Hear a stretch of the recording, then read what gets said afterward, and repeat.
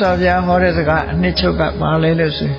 သူတစ်ပါးရဲ့စိတ်နေသဘောထားတွေကိုမသိချင်နေပါစေတဲ့ကိုယ့်ရဲ့စိတ်နေသဘောထားတွေသိအောင်လုပ်ပါသူများစိတ်ကိုမသိတာဘာမှအရေးမကြီးဘူးကိုယ့်စိတ်ကိုသိအောင်လုပ်ပါ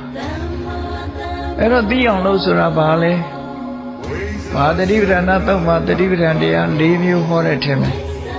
စိတ်တာနုပဒနာတတိပဌာန်ဆိုတာ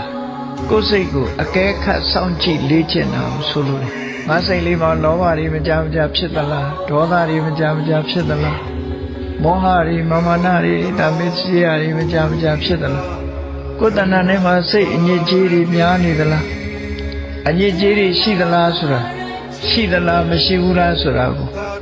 အမြဲမပြတ်စောင့်ကြည့်အကဲခတ်ရမယ်လို့စိတ်တာနုပဒနာဆို contemplations of mind စိတ်ကို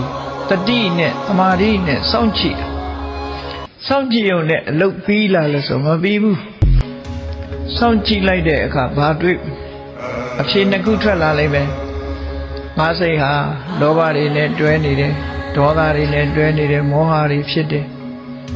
အဲ့ဒါဆိုလို့ရှိရင်ဒီအဖြေရပြီဆိုလို့ရှိရင်